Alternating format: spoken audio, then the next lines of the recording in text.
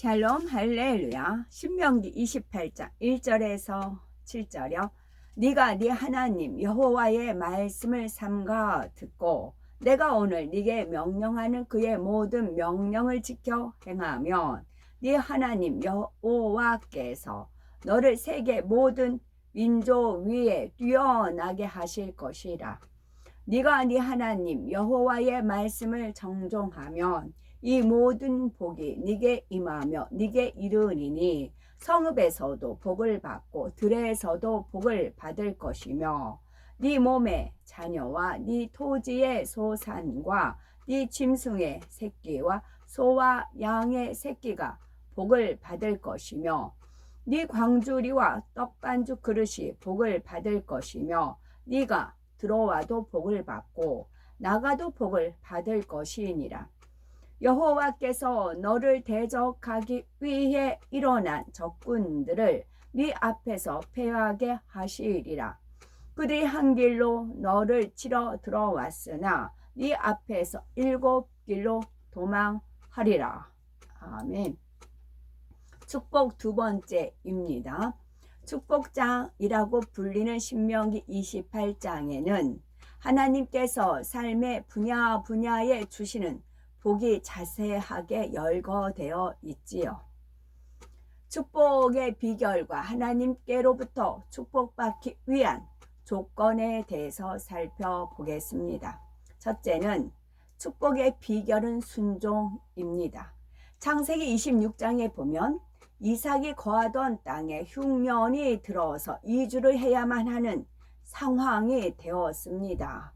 이에 이삭은 애굽으로 내려가려고 했지요. 그런데 여호와 하나님께서는 애굽으로 가지 말고 블레셋 족속이 거하는 그랄 땅으로 가라고 명하십니다. 그러면서 내가 네게 지시하는 땅에 거하라. 이 땅에 유하면 내가 너와 함께 있어 네게 복을 주리라 하시지요. 이에 이삭은 그 말씀 그대로 순종합니다. 누구든지 이삭처럼 하나님의 말씀대로 순종한다면 반드시 축복을 받습니다.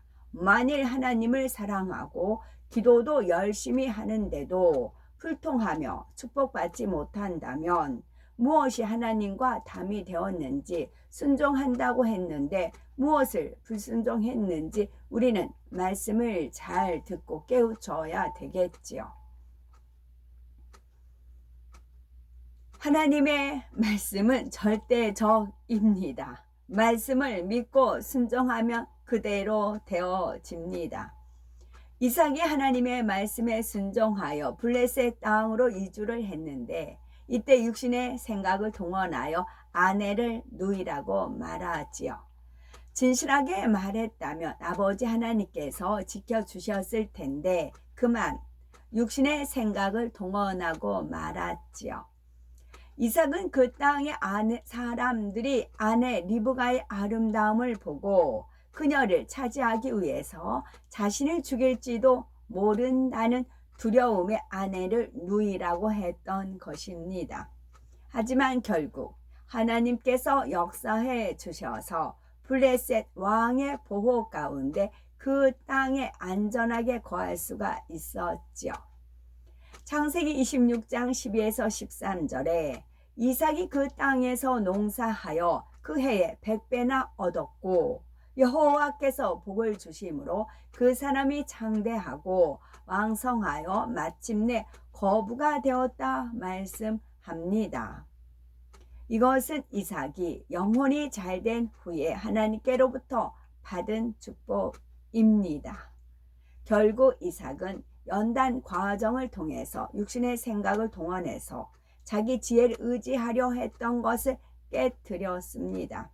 하나님을 믿고 사랑하고 순종한다고 하면서 자기 지혜를 의존하고 생각을 동원하면 하나님께서 기뻐하지 않으십니다. 하나님만 100% 의존하고 믿음으로 행해 나가야 범사의 형통함을 입습니다.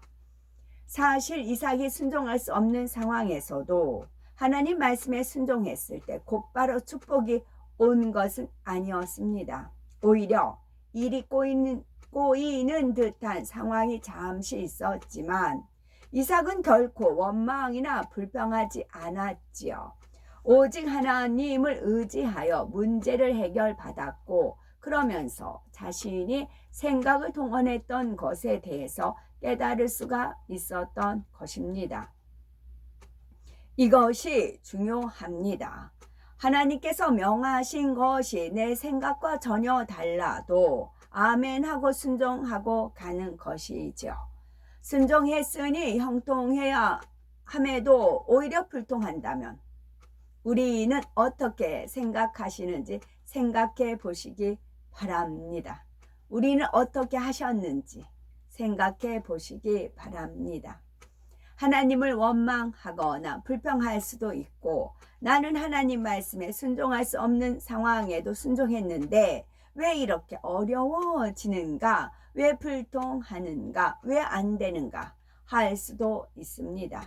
이는 하나님을 온전히 믿거나 신뢰한 것이 아닙니다.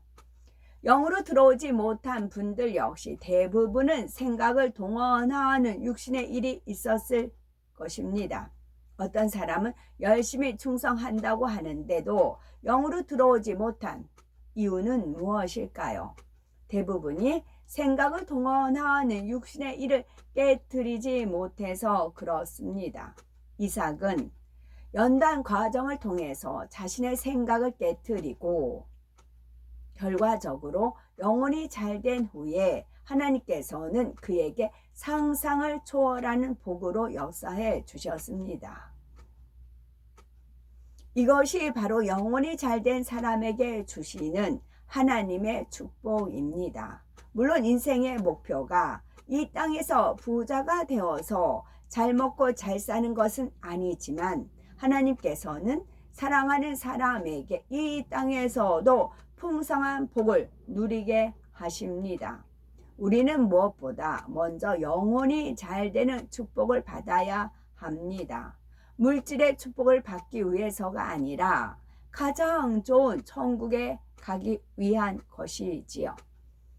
우리의 영혼이 잘 되면 물질의 축복은 자동적으로 따르게 됩니다. 영혼이 잘 되는 축복을 받으면 육신의 생각을 동원하지 않고 하나님의 말씀에 오직 예와 아멘만 할 수가 있지요. 바로 그런 사람에게 근본의 소리가 역사하여 축복도 그대로 임하는 것입니다. 근본의 소리가 임하려면 우리가 근본의 소리를 받을 만한 마음, 자세와 중심이 되어 있어야 합니다. 근본의 소리로 바라는 이 축복이라는 말씀을 통해서 우리 모두가 하나님의 역사를 체험하는 복된 우리가 되셔야 되겠죠. 두 번째, 하나님께로부터 축복을 받기 위한 조건인데요. 그러면 하나님께서 주시는 복을 받기 위해서는 어떻게 해야 할까요? 신명기 28장 1절에서 2절의 중심으로 복을 받기 위한 세 가지 조건을 말씀드리고 있지요. 첫 번째 살펴볼 것은 말씀과 명령에 관한 것입니다. 1절에 보니 네가 네 하나님 여호와의 말씀을 삼가 듣고 내가 오늘날 네게 명하는 그 모든 명령을 지켜 행하면 네 하나님 여호와께서 너를 세계 모든 민족 위에 뛰어나게 하실 것이라 했습니다. 여기서 하나님 여호와의 말씀을 삼가 듣는다는 것은 단순히 말씀을 귀로 잘 듣고 머리에 지식으로만 쌓는다는 뜻이 아닙니다. 하나님의 말씀을 듣고 그대로 행하라는 의미이지요. 그러기 위해서는 일단 육적으로라도 하나님의 말씀을 열심히 들어야 합니다. 즉 말씀을 늘 가까이 하면서 읽고 듣고 묵상해야 한다는 말이죠. 그러면서 더 중요한 것은 하나님의 말씀을 영적으로 무장하여 마음의 양식 삼으면서 즉시로 행해 나가는 것입니다. 삼박자네요. 영적으로 무장하고 마음의 양식 삼고 즉시로 행해 나가는 것입니다. 하나님의 말씀을 100번 들어도 마음의 양식 삼지 않으면 아무 소용이 없고 묵상해서 마음에 심어 영의 열매로 맺어야 합니다. 신령과 진정으로 예배 드린 분들은 하나님의 말씀을 들으면 마음에 새겨서 그 말씀대로 행해 나가게 됩니다. 그렇게 신앙생활을 2년 3년 하다 보면 영으로 충분히 들어올 수가 있는 거지요. 다음으로 명령에 대해서 살펴봅니다. 내가 오늘날 네게 명하는 모든 명령을 지켜 행하면 네 하나님 여호와께서 너를 세계 모든 민족 위에 뛰어나게 하실 것이라 하셨지요. 축복을 받기 위한 조건으로 하나님께서 명하신 모든 명령을 지켜 행해야 한다는 뜻입니다. 명령이란 하나님께서 친히 무엇을 하라고 명해 놓으신 것을 말하죠. 대표적인 것이 바로 십계명이죠. 명령은 하나님의 말씀 중에서도 그만큼 높은 강도로 말씀하신 것들입니다. 일단 명령이라는 단어에서부터가 어느 정도 강제성을 느껴지는 것처럼, 명령이란 어느 정도 강제성이 느껴지는 것처럼 명령이란 해도 되고 안 해도 되는 것이 아니라 반드시 해야 하는 것입니다.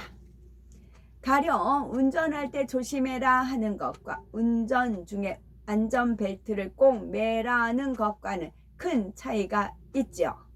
운전할 때 조심하라는 것은 광범위한 내용을 포함을 하지만 운전 중에 안전벨트를 꼭 매라는 것은 생명과도 직결되는 내용입니다. 그래서 세상 법으로도 강제로 정해 놓았지요. 이런 것처럼 하나님의 명령들 또한 그 내용이 거의 대부분이 인생의 생사화복과 직접 관련이 됩니다.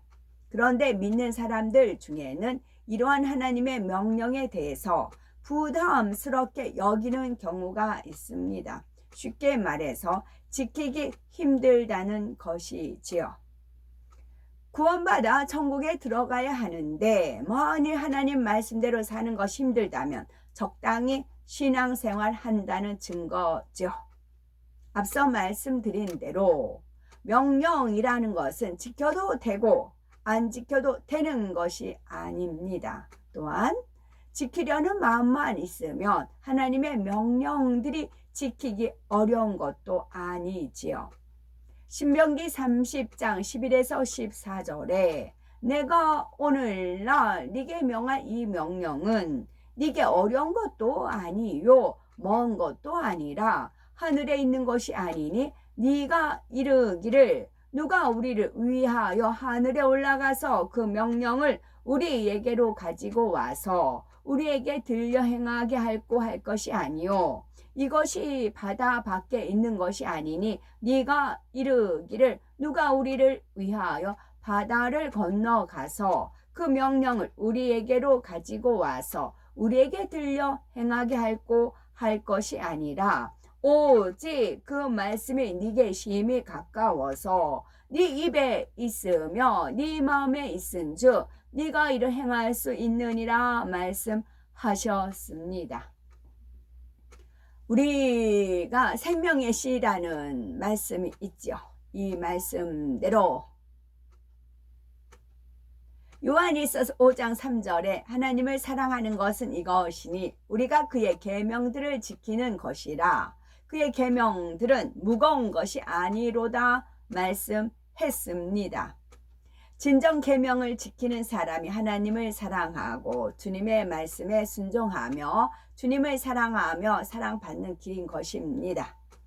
우리가 주님을 얼마나 사랑하느냐에 따라서 꿈에 주님이 나타나시기도 하고 그러죠. 하나님께서는 8장 17, 잠언 8장 17절에 나를 사랑하는 자들이 나의 사랑을 입으며 나를 간절히 찾는 자가 나를 만날 것이니라 말씀하셨습니다.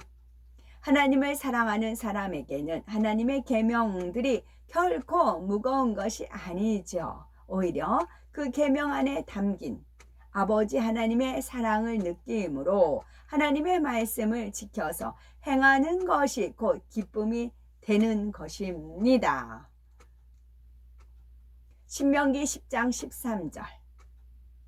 내가 오늘날 네 행복을 위하여 네게 명하는 여호와의 명령과 규례를 지킬 것이 아니냐 말씀하신 대로 하나님께서 우리에게 주시는 명령은 바로 우리의 행복을 위해서입니다. 그러니 이러한 하나님의 마음을 안다면 설령 이것은 명령이니 꼭 행하라 말씀해도 자원하는 마음에서 기쁨으로 행할 것입니다. 그럴 때 축복의 그릇을 준비하여 예비하신 복을 마음껏 받을 수가 있는 것입니다.